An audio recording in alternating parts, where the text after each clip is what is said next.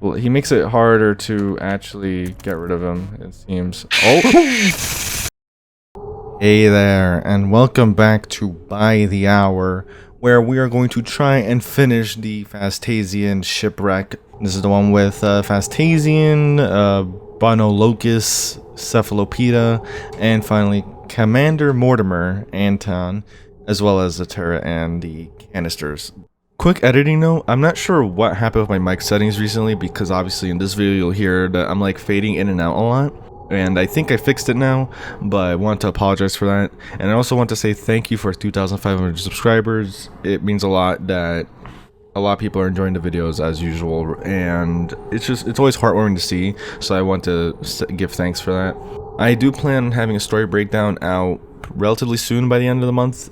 Hopefully. I mean, we're literally 9 days away, so hopefully or 8 days rather. Hopefully I make it there. I probably will, to be honest, but just wanted to say thank you. With that said, let's move on with the video.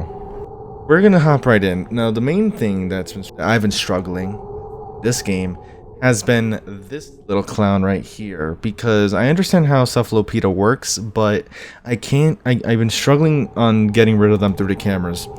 And we're gonna try and see if I can get used to it now. So yeah, there was some update for the game because like it downloaded an update when I launched the game. I'm not sure what was updated, right? Because again, since this is like a launcher, you don't really get any patch notes for the individual games. So that's all I want to say on that. Like there was an update, not sure what it affected. Maybe it's just bug fixes. But for now, there's no sense in really worrying about that. The goal is to pretty much finish this game and then move on to the third game. Of the night 4 section, right? That's pretty much the main goal, like usual. They're both here in the purple side of the hallway, so that's good to see. Makes it a bit easier. Obviously, we have the dagger counter in case we need to find the Cephalo. Oh, damn, that was like instant timing. Go. Oh, don't do that. Okay. Let's chill out on the power. So in that case, right, we know Cephalo, you know, you hear the water sound cue. You gotta check your office first to confirm if they're in your office. If they're not in your office, then they're on camera. I just need to find out how to do it on camera.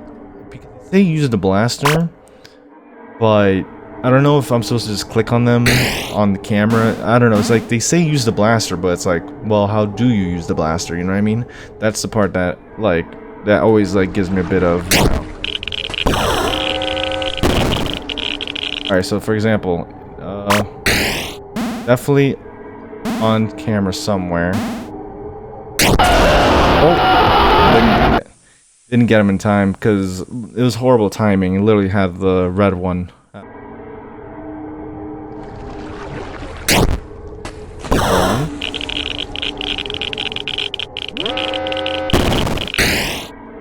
on, where is it? See, like... So, like, you see what I mean, for example? So, like, I guess you don't see my mouse cursor, but it literally showed up in the top section of the camera. I was trying to click it, but nothing happened. So, that's the part that I'm, like, really frustrated by. It's like, what am I supposed to do? Where? Come on, I keep missing it.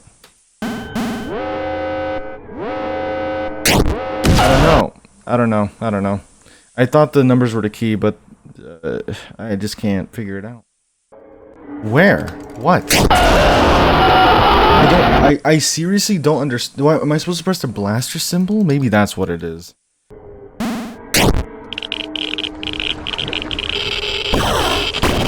That's not what I want to do. Gotta be careful of the blue guy. Oh, brother. Away, one of you. Okay. Well, because they both showed up at the same time, that's like the first time that happened, them both showing up on other sides. My best chance would be for the... It is clicking the blaster icon. I am such a moron. All you have to do is click the blaster icon, you're good. That's insane. I don't know what I was thinking. Use one of these, by the way. Oh my god, you understand how tricky they made that for myself for no reason? Literally, I don't know how that didn't occur to me sooner. I could have sworn it. See, the thing is, I could have sworn I did that. That's why I never thought to try it again. There we go. Hold on. No, you don't. Okay. Now you don't. Now I feel better. Now that I know how to avoid this clown.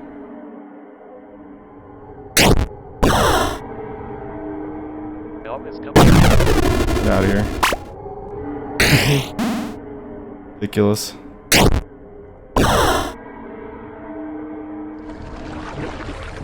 Go on. Get out of here.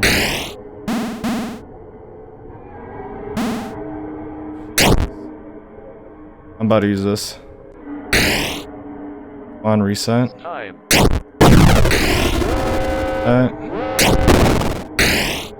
Reset. Okay. On. Oh, I didn't see him too. I was like, where is he? Oh, he's on camera somewhere. Oh boy. Danger zone now. We're in the danger zone. On.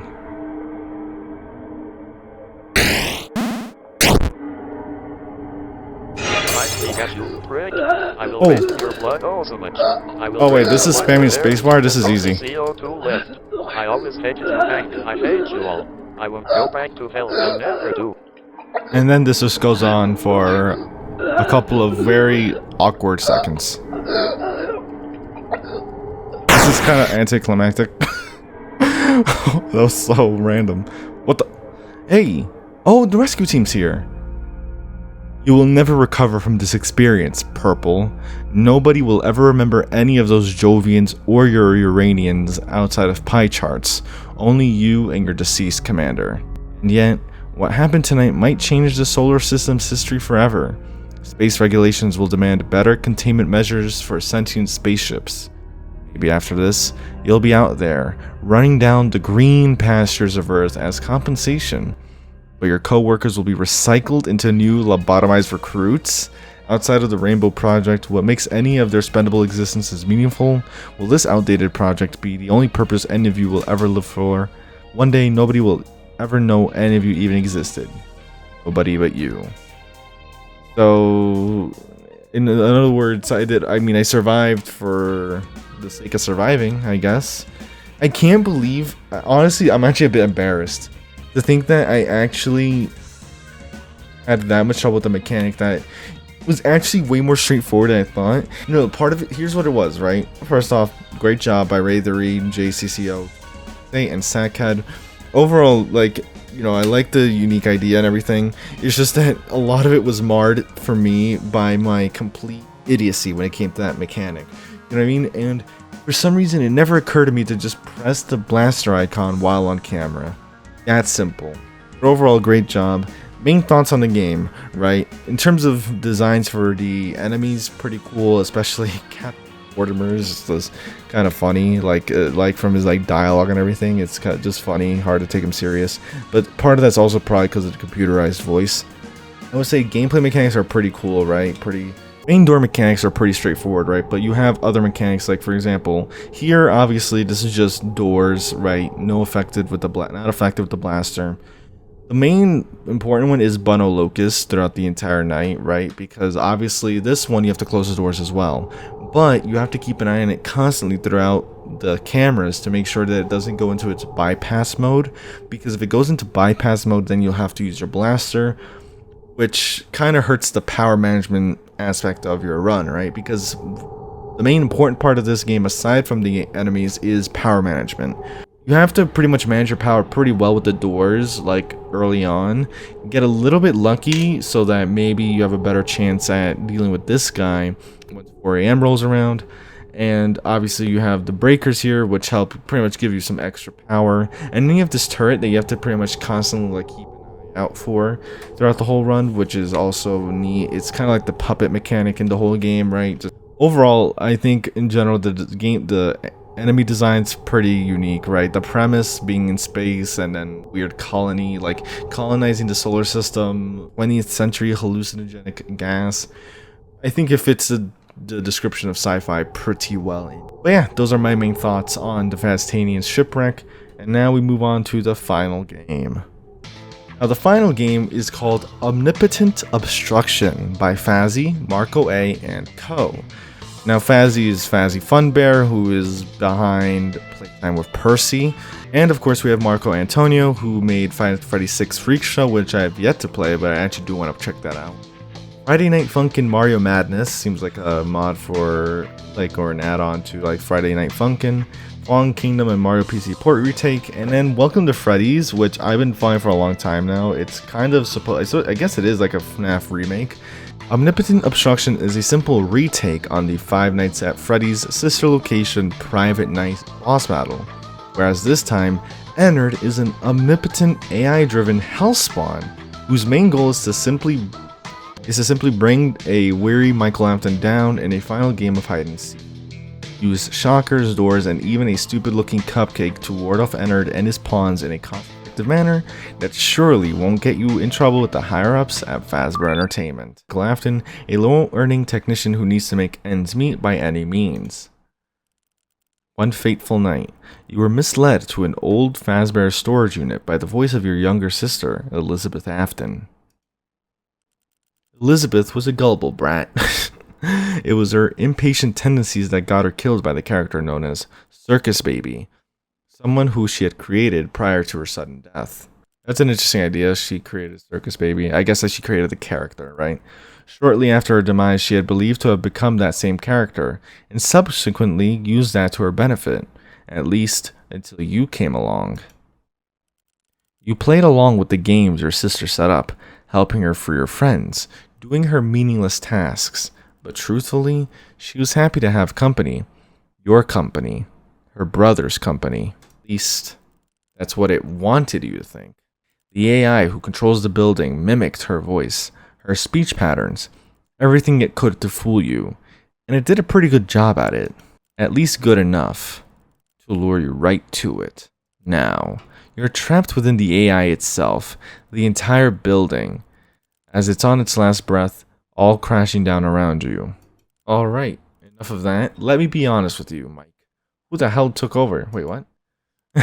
This whole place is going down in 6 minutes, and so is everything in my control. Oh, I guess this might be the AI, right, Ennard. So, I'll cut you a deal. If those 6 minutes run out, my systems will fry effectively. I will, quote-unquote, die. That'll let you free. However, if I win, with my pawns and last grips of control in tow, then you get to join your sister with me. A dance between life and death. Doesn't that sound fun? I will give you time to study my pawns.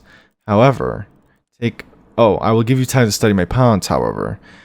as much time as you need, Michael. I'm sure your sister would appreciate your monotonous behavior anyhow. We have Ennard, Yendo, Funtime Chica, and Lolbit. So here we have Ennard. 3 methods of attack already. He can switch rooms around on your camera to disorient you. Also aggravate his pawns for a short duration or scramble your task's code for a short while. He can only kill you if the power runs out. Got it. So he's pretty much trying to just mess everything up for me.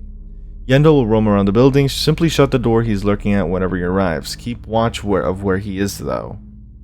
Funtime Chica is in search of her cupcake. Do not let her find it. She will always move to the side of the building that the cupcake's current position on the desk reflects. Keep it away from her at all costs. So I'm guessing if she moves to the left side of the building, put the cupcake on the right, so on and so forth. Next we have Lolbit, who resides in Pirate's Cove. Keep a watch on that camera to hold them in place. If they escape, close the right door before it's too late. Let's do a tutorial just to see, just to take a look at it once before we actually take it on, right? Okay. Ugh. Hello, and welcome, user blah blah blah blah. I'm a Model 5 with the Handyman's Robotics End Unit Repair System, but you can call me Hand Unit. This helpful guide should allow you to learn the ropes on this small but captivating Fazbear Entertainment created experience. To start, use the camera pad located at the bottom of your screen and open it up. Great job! Do you see those letters at the bottom left of the screen? Try inputting them by following along with your keyboard. Do this until the shock button appears. Okay. I pressed D already. Now use the shock button. See what that did? It drained some health from your new perpetrator. Wait, where did he and the codes go? Better use the cameras to look around for them. There they are. After every use of the shock button, it seems your main captivator moves around, as well as the codes you need to input. Try to remember that. Good to know. It would seem our time is up, though. You'll get everything else naturally. Thank you for your participation. I will start the night for you momentarily. I will still be around, and whenever I appear, always try to read what my text says. They could help you out. Okay. Okay, here we go. Let's see if we can get this done. I guess the question is, what happens if we do indeed drain the health here, right?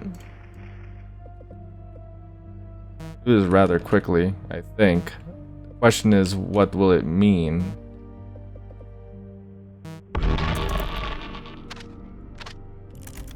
Where is Chica, by the way? Oh, nope, we move on to the left side. Let's see the doors. Doors are clear. Where's Pirate's Cove, by the way? There's Pirate's Cove. Okay, so he makes it harder to pretty much... Well, he makes it harder to actually get rid of him, it seems. Oh! I was so captivated by the codes, I didn't pay attention to Yenda there. Alright, at least I know what to do, though. Like, I can do this, but what does that help me with? Does that, like, just disable him permanently, making the night easier? Alright, hold on. Cupcakes there. But that's not what I meant to do. Hold on.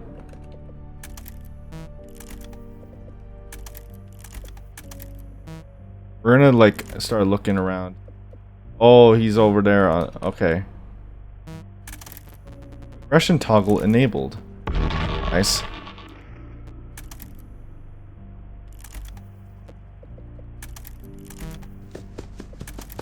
Oh, no, you don't. Wait. Right door. I forgot. It's the right door I have to disable. Oh, whoopsies. Is that good? I don't think that's good. I don't think that worked. It definitely didn't work. Okay. Well, I think this is what he means when they say he messes the cameras around. This is the left hallway. Wait.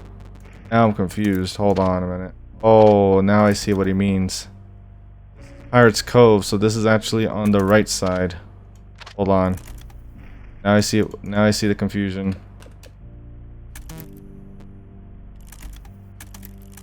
Fuck. Now I see the confusion. This is on the left side. This is on the right side. I believe, right? Yeah. Yeah, there you go. So, okay, so that means that this is technically fine. Where the hell did you go? On.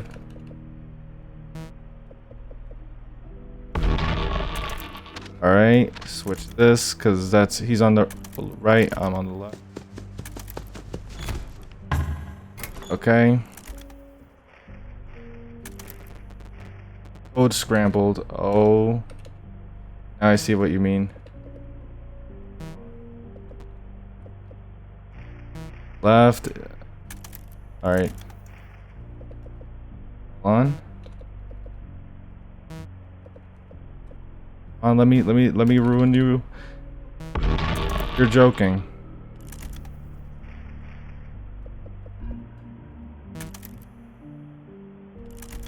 Hold on, I think I saw Chica on the left. Oh.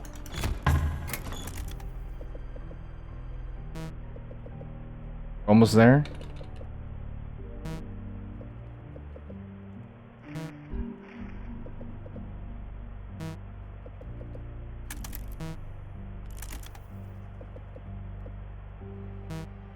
Shock. Okay, so I think we did it.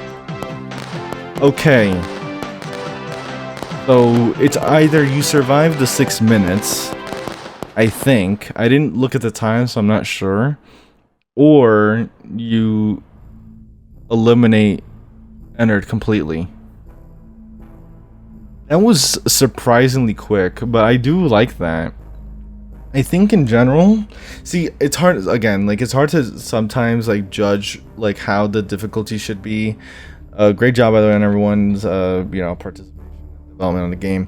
It's hard for me, sometimes, like, because I'm so used to, like, dealing with the games that are, like, build up a difficulty over time. When you have one-night games, usually the difficulty is, you know, pretty rampant. In this game, I wouldn't say it's the case, right? Because, for one, I think, like, for example, looking at the 4 characters, right? We have, I mean, you have to obviously understand, like, depending on the mechanics, right? You can't have them happen all the time, right? So, for example, with Ennard's main mechanic is switching around cameras, right? That's kind of like more of a passive effect, which can be really tricky, right? Obviously, because if you misinterpret where the cameras are, that could obviously affect your game. Alright, so I wanted to make sure my feedback for the game was clear, and there was a lot of fading in and out. Again, I apologize. But so far with the game, I think in general, like at the time that when I finished playing it, it felt really easy. And I don't know if that's just because I managed to do really well with the keypad stuff, or if in general it is really easy. My main suggestion / critique for this game is that it should, you know, at least it should be a bit more challenging, because I thought it was a bit too easy, right? Mainly, you can focus on Ennard for pretty much the entirety of the night without too much consequence, because as long as you like occasionally check your doors, you don't have to worry about Yendo, right? A little bit, you get a sound cue and you know to shut the right door no matter what, so there's no real confusion there. And Funtime Chica, you usually will find Funtime Chica along the cameras that Ennard is at. At least that's how it was for me. So it was very easy for me to be like, oh, I see, you know, Chica on the left side. Let's move the cupcake over to the right side. You know what I mean? And for the most part, I think, like, for example, Yendo and Lolbit very rarely showed up. Funtime Chica very rarely was stressful to deal with. I was pretty much constantly focused on Ennard. And I think that's part of the reason why it felt so easy. Because obviously, if you do Ennard as quickly as possible, right? If you defeat him as quickly as possible, you have to deal with the others less, obviously. So I think, like, if I were to argue how this game could have been made a bit more challenging, maybe after like each code, right? Like, let's say, you know, you shock Ennard once, all the characters get a little bit more quicker. One thing I do say one thing I will say that I really liked about these mechanics, right? Because Yendo is pretty basic, a little bit is pretty basic, but I liked the combination of Ennard and Funtime Chica's mechanics, where Funtime Chica, you have to pretty much keep the cupcake on the other side of the building, you know what I mean, relative to Chica, right? So Chica's on the left, you put the cupcake on the right, vice versa. But with Ennard's ability to switch up the cameras, that actually can make Chica's mechanic a bit trickier, because you could accidentally think that Chica's on the right side when she's really on the left, and then as a result you put the cupcake on the left and you get caught by Chica. That didn't happen to me in this case, but it's definitely an interesting idea, and I like how those two mechanics kind of work together in that way. I think in general, Ennard should also be stronger. Like, the aggression should be maybe longer, right? Because I didn't really feel the effect of the aggression mode happening, right? And the scramble code section only happened once, right? Towards the end. So I think that effect should happen a lot longer as well. Overall, I think Ennard needs to be a lot more active with his, like, buff / passive abilities, so that it makes the other characters a lot harder to fight against. That's pretty much my main critiques, though. But I do like the models, you know, gameplay is pretty simple, but I like the remake / retake idea for this, like, final boss fight in this location, and that's pretty much my main thoughts on it. But for now, that has been By the Hour. With that said, I hope you did enjoy. If you did, leave a like, subscribe, all that good stuff. Lets me know you're enjoying the content and want to see more of it. The game will be in the description below as always, or rather the launcher. Great job to everyone that's been a part of this so far, and I can't wait to see who are the remaining developers that will be part of Night 5. Can't wait to see what that theme is about. With that said, I'll see you in another video. Thank you once again for all the support recently. Take care.